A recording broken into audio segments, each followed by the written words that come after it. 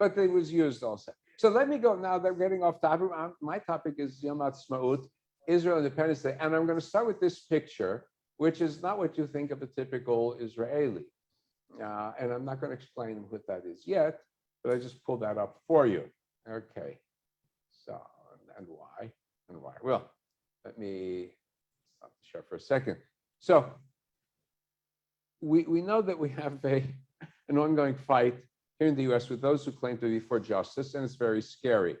So there was an essay this week in the Jewish Journal because the Harvard Crimson, if you notice, the newspaper of students of Harvard said Israel is an apartheid state, lambasted Israel, and in turn was attacked by the past president. Now, the newspaper, the editors, were attacked and denounced by Larry Summers, treasurer, and former president of Harvard, Alan Dershowitz, and many others, and the faculty of Harvard also denounced the student editorial board for anti-Semitism, called them on the carpet. But this Professor Gil Troy comes out and he says, look, one of the problems we have is that universities tend to ignore the oldest and most classic of hatreds because, he says, many of those tasked with fighting campus bigotry are themselves anti-Jewish bigots. And so somebody did a survey and found of random tweets by diversity officers, DIE, diversity, inclusion, something, equity officers. There were 633 tweets regarding Israel. 96% criticized Israel. In the same period, there were 216 tweets regarding China. 62% were positive. In other words, those people who are in charge of making sure that there's fairness and equity in our universities, like what they see in China, million Uyghurs don't count. Okay. Oh, and maybe. So, but here's a typical response from one of these tweets. One of the administrators said, now these are people in charge of making sure our universities are operating correctly. You all love to add the word liberal in front of the most evil things, and it's unhinged. WTF, what the F word, is a liberal Zionist. What's next? Liberal Nazi, liberal colonizer, liberal murderer, liberal imperialist, liberal fascist. That is the mindset. I'm going to say it's not just universities. Google, they dumped it very quickly, but they hired a fellow like Kamal Bab to be head of their diversity and inclusion. And he had a tweet, Jews have an insatiable appetite for bloodshed. Not a white Anglo-Saxon Protestant. Kamal Bab, I think he's originally, his family, Southeast Asian, right? I don't know if Muslim origin, non-Muslim origin, I don't know, I don't care. They sacked him quickly, but that is a mindset. So, and then ask, well, did I see any denunciations from these people from the call by, as I said, Yahya Sinwar, head of Hamas, to bring an axe to every Jew that you got? Well, one of the claims, I'm not going to stop on everything, but one of the claims stems from a long-standing conflict, we might say the source of all this, between the Christian West and the Muslim East, and the idea of the Christian West, the colonizer, and anything associated with the Christian West must be bad. But part of it is that Islam is in conflict. One of these mistakes in this is that Islam is intrinsically in conflict with Jews as a whole, and with any rights of Jews to a Jewish state in the land of Israel, and in particular with any connection to Jerusalem. The UN is adopting it in its resolutions. The Temple Mount is a Muslim mountain, including the Western Wall. You see that in UN resolutions. And our highly educated diversity officers would seem to be siding with the Muslim East. But is it true? That's why I put up that picture of this Arab fellow. I'll explain later. Is that true? Or is it a part of this distortion that has affected our elites who are in charge of educating our young leadership? Now, it has been said that in Islamic theology, there's the concept of waqf, which says that once a territory has been under Muslim rule, it must stay under Muslim rule, and that any reversals may be only temporary. Spain was waqf, it was under Muslim rule. Therefore, the Spanish don't have a right to be in Spain. The land of Israel was under Muslim rule for, was it 1400 years? Therefore, it must remain under Muslim rule. So the question we will ask, is this true? Is this true? So the truth is that the Muslim world is taking a very different tack. And going back for many, many decades. So there are more and more Arabs and Muslims who recognize Israel. And so let's take Erdogan, prime minister or the president of Turkey, who in the past has been lambasting Israel. He is a member of an Islamic movement close to the Muslim Brotherhood, has been in the past supportive of Muslim Brotherhood, engaged in a lot of Israel bashing. But this year, on Independence Day, wrote, I extend congratulations, writes to the president and the people of Israel. On behalf of my nation, myself, I sincerely believe in cooperation between our countries. Will develop in a way serves our mutual national interests, concludes for the health and happiness, for your excellency, and the well-being and prosperity of the people of Israel. Significant power in the Muslim world. Now, if Israel, in principle, was so opposed to the rights of Jews to state in the land of Israel, or Palestine, whatever you want to call it, there would not have been peace treaties, formal and informal, or relations formal and informal, with Egypt and Jordan, and now the Emirates, and numerous other Muslim states, Sudan, Azerbaijan, Morocco, and next in the pipeline, it seems, will be Indonesia, the largest Muslim country on earth. It's in the pipeline. There are a lot of business going between Indonesia and Israel, a lot of research, a lot of military, everything like that going on. Right? If you remember, I had a guest speaker online once about possible variations on a deal with the Palestinians. He himself is head of this Israel-Indonesian Chamber of Commerce, building relations with Indonesia and Israel. So now, but maybe you will say that they're just doing it for expediency. Well, Israel is a pipeline to Washington. They need Washington, so they are cozying up to Israel. But they don't really need Washington as much. They could use China just as much as Washington. So there's got to be more. There's got to be more. Well, we have to say, is there an Islamic foundation for Zionism? Right? So if there are Christian Zionists, are there Muslim Zionists? Can it be possible? So that's why, all right, my first picture, put him up again. There we go.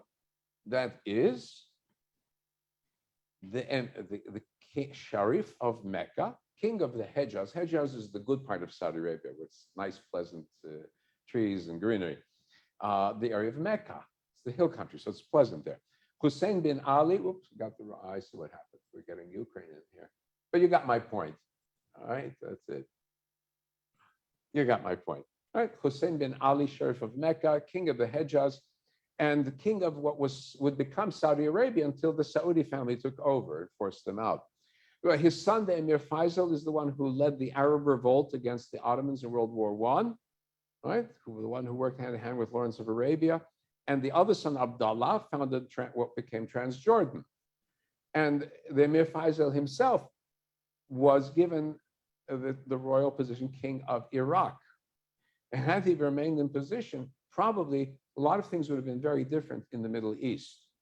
You may not have had all the wars against Israel had Faisal stayed in. You would not have had the massacre of Jews in Iraq that took place after the king was deposed, right, by the military regime or whoever took over.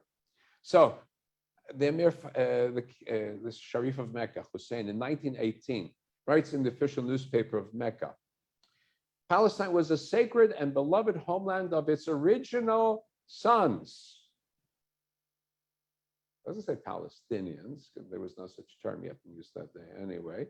The Jews, he meant the Jews. The return of these exiles to their homeland will prove materially and spiritually an experimental school for their Arab brethren. And he called on the Arab populations in Palestine to welcome Jews as their brethren and cooperate with them for the common welfare. So, but what he's the head of the man in charge of the holiest shrine in Islam, and as his grandson becomes in charge of the third holiest site in Islam, the Haram al-Sharif, the Temple Mount. Is there a basis in Islam for him to be able to say this? Because if you go to most Muslim scholars today, they say, no, it can't be. Well, here's a Muslim scholar, Abdul Hadi Palazzi. He's part Italian, part, I don't know where the mother is from where, but was active Muslim, is head of the Italian Muslim Assembly and of a Sufi group. So now he's very controversial in Muslim groups, especially because he supported back in 2010 the right to encourage Jews to settle in Hebron, site of the cave of Machpelah, the home of the burial place of Abraham, Isaac, and Sarah and company. So he says we can't expect the Quran to recognize the state of Israel. Concept's not known. That's too new. But the Quran specifies that the land of Israel is the homeland of the Jewish people. God himself gave the land to them as a heritage and ordered them to live therein. Here's this sheikh, or this Qadi. It also announced that before the end of time, the Jewish people will come there from many different countries to retake possession of the heritage of theirs. Whoever denies this denies the Quran itself. And then from another source, the Quran relates the words by which Moses ordered the Israelites to conquer the land. And remember when Moses said to his people, "Oh my God, call in remembrance the favor of God unto you when he produced prophets among you, made you kings, and gave you what he has not given to any other among the peoples. Oh my people, enter the holy land which God has assigned you. Turn not back ignominiously, for thus you would be overthrown to your own ruin." That's Quran, Surah 5, verses 20 through 21. And then he talks about the end of days and gives that quotation. Those who would use the Quran as a weapon against Israel ignore this point. It says it calls for the return of Jews to the land of Israel. Surah 17, verse 104. And thereafter, Allah said to the children of Israel, "Dwell securely in the promised land, and when the last warnings will come to pass, we'll gather you together in a mingled crowd or a great crowd." And so from an Islamic point of view, there's no fundamentalist region which prohibits Muslims from recognizing Israel as a friendly state. And then on Jerusalem, he goes and reinforces, it says, look, he says, we have our direction of prayer specified in the Quran for Muslims, and that is to the Qibla, to Makkah. And the Quran and then the commentaries on it specify for the Jews, it is the Sahara, the rock in the center of the Temple Mount. All right? That's for the Jew. So he's basing himself on the Quran. And then here from another Muslim scholar, Dr. Al-Husseini, British Imam, teaches Quran in an interfaith course at Leo Baeck College. I'd say it must be fairly liberal, but open-minded. But he says very clearly, traditional commentators from the 8th and 9th century have uniformly interpreted the Quran to say explicitly, Eretz Yisrael has been given by God to the Jewish people as a perpetual covenant. In other words, it's not the Waqf. It's not a Muslim territory to begin with. Muslims were put in charge, but had no ownership of it. Based on the Quran. And that's what he's saying. No Islamic counterclaim to land anywhere in the corpus of commentaries, all the traditional commentaries. So one of the texts he recites is the one I said, the one I mentioned, enter the holy land God has given you. Then he quotes Muhammad bin Jarir al-Tabari. Says this remark is a narrative from God concerning the sayings of Moses to his community, from the children of Israel, and who ordered to them according to the order of God to him, ordering them to enter the holy land. And then he says, Tabari explains, is our Rashi, is that term, founder of tafsir, the commentary, the science of exegesis. And you can't just pick and choose what you want. You have to go back to these great original scholars of Islam and base any teaching you have today on what they interpreted, not just because it fits your politics. All right? And that's it. And so if the commentary, if the Quran or one of the major commentaries says it, then you as a Muslim have to follow it. So he says, there may be debate, where's the Holy Land? Is it Sinai? Is it the Middle East overall? But what's significant, they don't mean Egypt, they don't mean Saudi Arabia, they don't mean Iraq. And he says significantly, the land, the word in Arabic for the Holy Land of Israel, Palestine, whatever you want to call it, Al-Ard al-Muqaddasa, Ard Eretz, Muqaddasa, Muqdash, Kadosh, Eretz HaKodesh, the Holy Land. It's referring to this for the children of Israel, not sites, other sites sacred to Muslims. So I point this out. I said, if there can be Muslim Zionists, then certainly there can be Jewish Zionists, and we can celebrate. So now I'm going to go. Let's have fun. And I'm going to do share screen.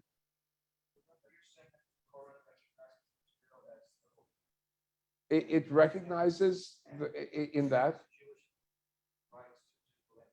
It recognizes, yes, it recognizes the Jewish rights to the land of Israel. That's how, and again, not my words. I've seen this, by the way, I've seen translations also. There's another sect similar to this out of Pakistan, Ahmadi.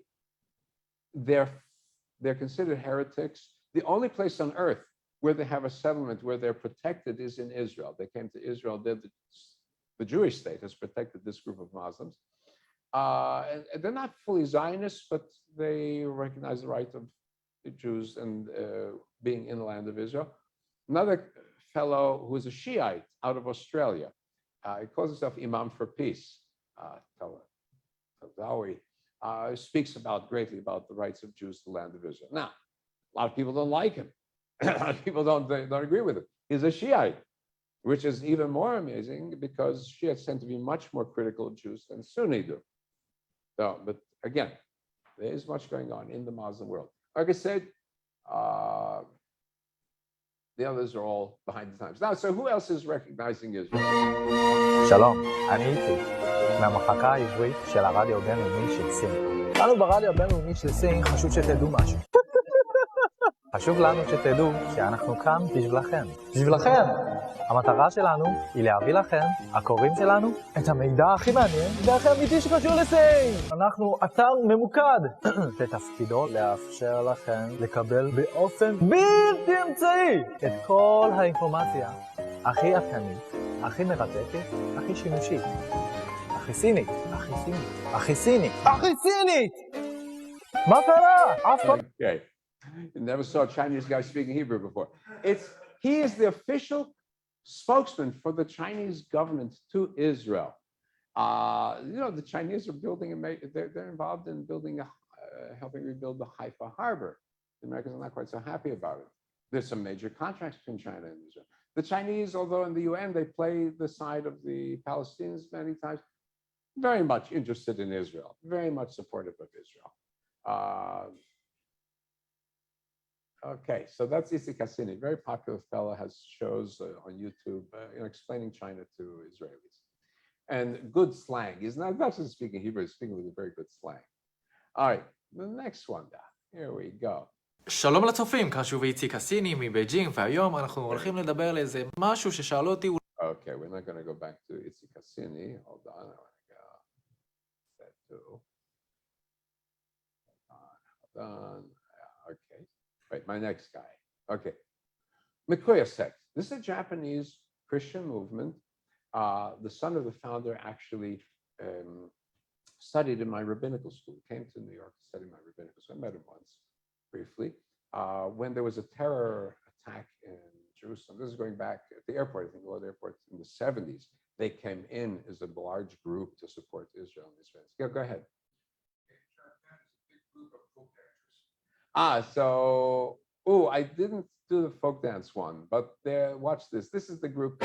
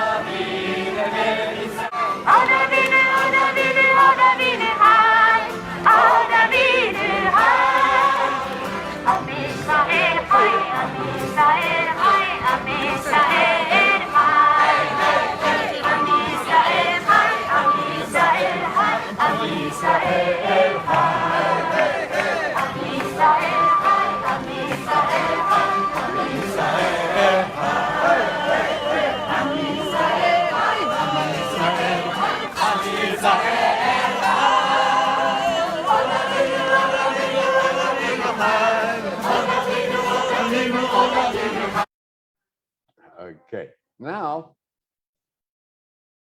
is another tribute to Israel. Also Japanese. Rain or shine, and right now it just rained. I'll always be here for you, BB, wait. and it's a pleasure for me on Christmas. Please wait. Okay. The next group here. Also, this is Makelata Shachar. It's out of a different Christian community out of Japan. But they have this beautiful music tribute for Israel.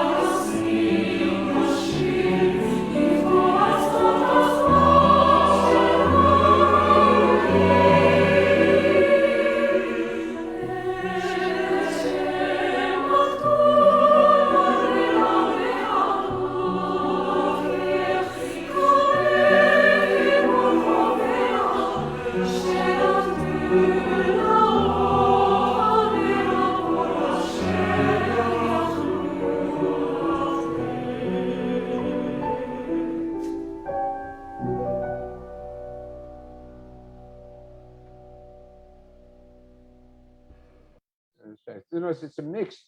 Some people in the, I guess, during this, done during the pandemic. So some in Japan, some in Israel, blended together. It was the Makela choir and then the anchor choir also. So now, a little more fun and games for Israel Independence Day. Can we get Jews and Arabs to sing together? Of course we can. It is from one of Israel's classic great singers, Boaz Sharabi. And he is singing together with a new young pop star, Valerie Hamati, who is Arab. She was one of the top contenders in, it's like Israel's Got Voice, Israel's Got Talent, one of those shows. And they're singing the song Halavai, a mix of Hebrew and Arabic. And I'm just going to give you a quick, rough translation. It is, if only the rainbow would come out of the cloud, and if only there would be a great correction in the world, and only out of the storm there would blossom in fact, poetic. We'd have great, out of this would blossom something beautiful and flourishing and so on, and there would be no more war. Nation would not lift up sword against nation. And then she has the Arabic counterpoint to it in Arabic. May the good come down from heaven upon us, and may wars end and love take over. So here is this rendition.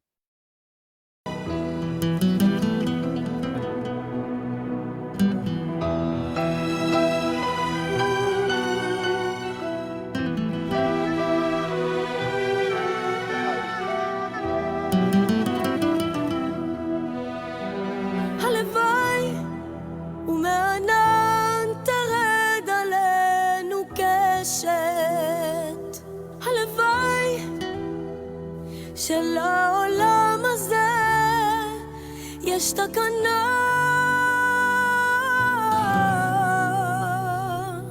ياريت من السماء يمطر علينا الخير ياريت يغيب الحرب ويجمعنا الحب سوا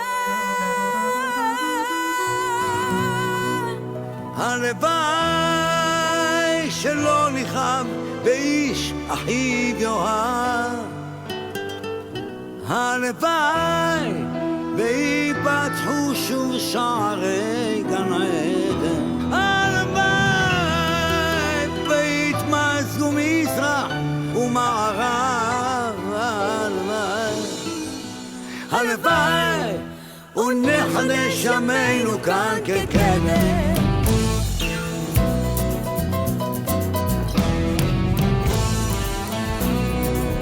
הלוואי ולא יישא עוד גוי אל גוי חרב הלוואי ולא ננטור שדרך התקווה הלוואי והאדם יהיה רחום עד ערב הלוואי שיש סיכוי אחד לאהבה הלוואי שלא ניחם באיש אחיו יאהב הלוואי ויפתחו שוב שערי גן עדן הלוואי ויתמזגו מזרח ומערב הלוואי הלוואי ונחדש ימינו כאן כקדם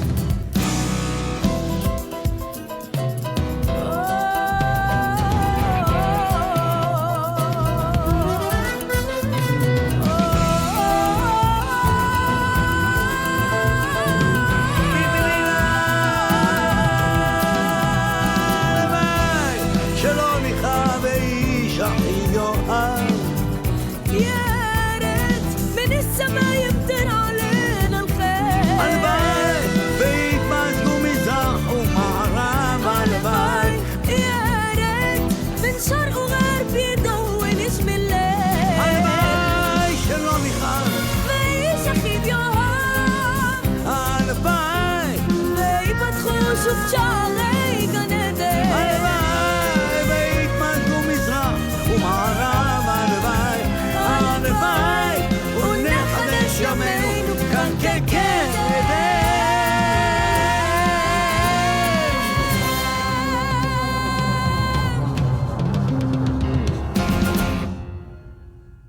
Halavai, halavai. I wish it would be true. I wish it would become true.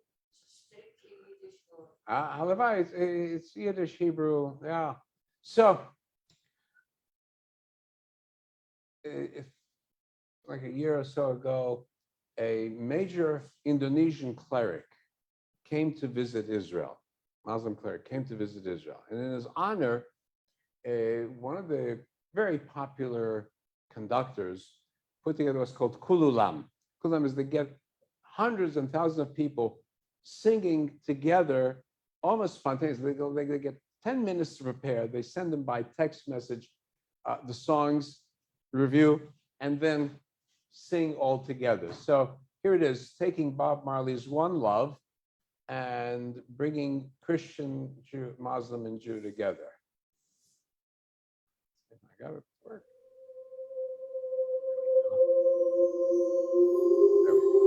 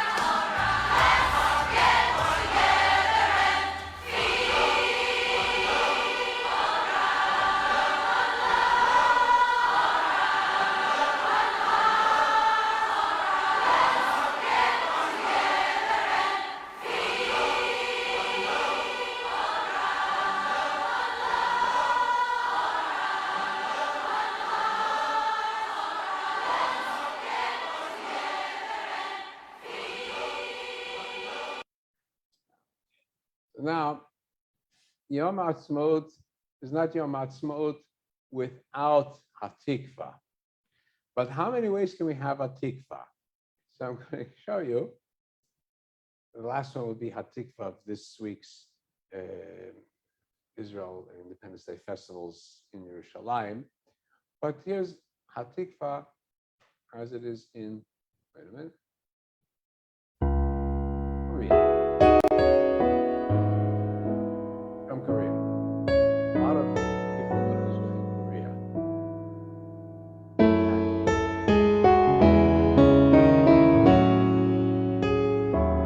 Asia.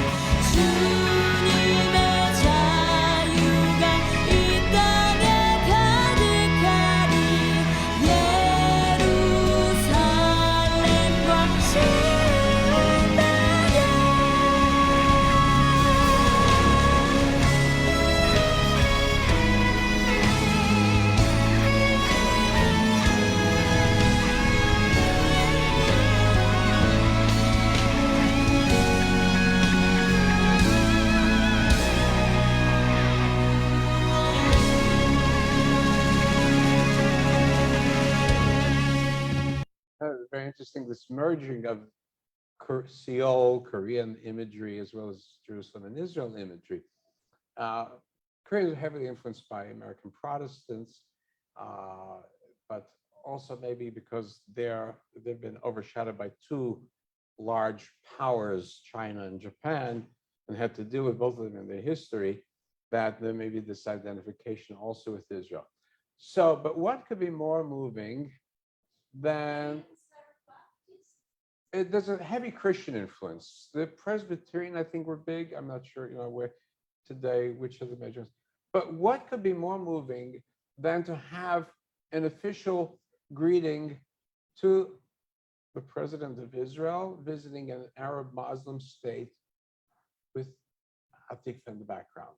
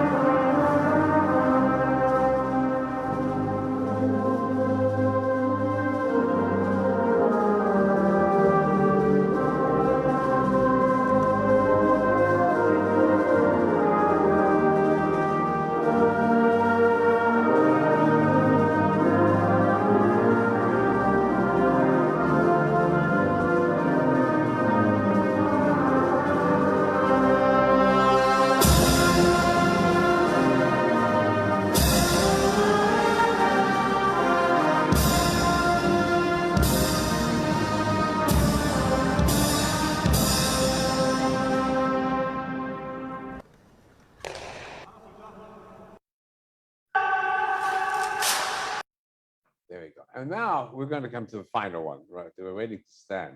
The final one, which is from this week, from the official closing ceremonies of Israel Independence Day. This one we can stand for. Here we go. Now we're going to have the actual anthem played, the full anthem.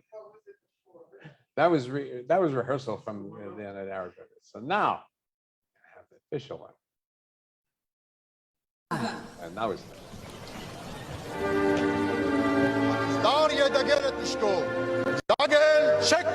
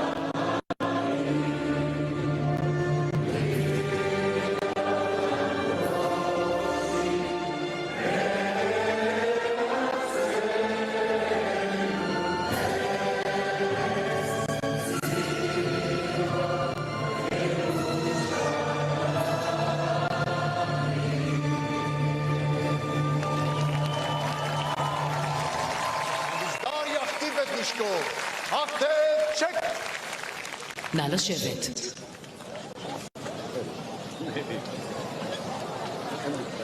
המסדר ינוע בשדרת מסע מימין, חוליית הדגלים הראשיים מובילה, מסדר חוצה, פני!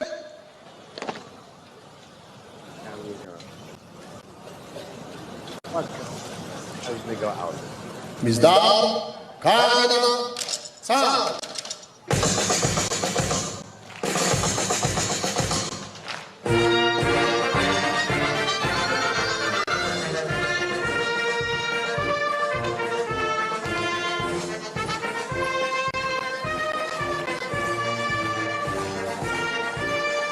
We're gonna march out.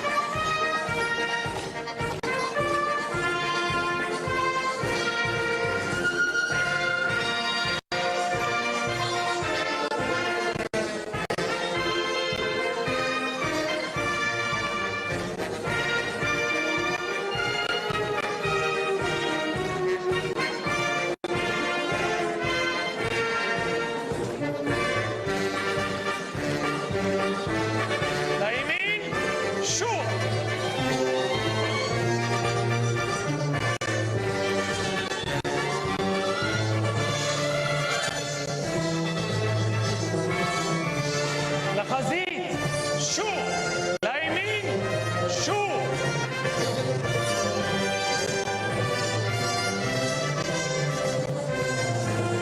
הדגלים הראשיים הועברו לפיקוד העורף למשמרת עד לשנה הבאה. לחזית, שוב, לימין, שוב.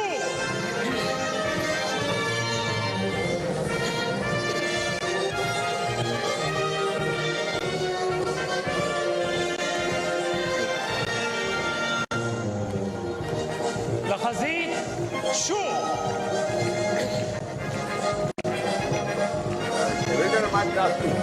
All לימין, together. שוב. Okay. Okay. Yeah. Yeah, the music.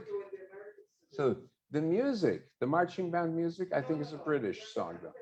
Oh, during the anthem? This way? Good question. I'm not. Israeli salute. This one? This one. Yeah. Okay. That's from the extra. Yeah. But there's a British tradition. There is a British tradition. The marching band, the marching song, I think, is a British marching song. Yeah. The Jordanians also march to a British song. This maybe depends where they were trained. So happy Yom Ha'atzmaut. Happy Yom Ha'atzmaut. You have it in Japanese, you have it in Korean, you have it in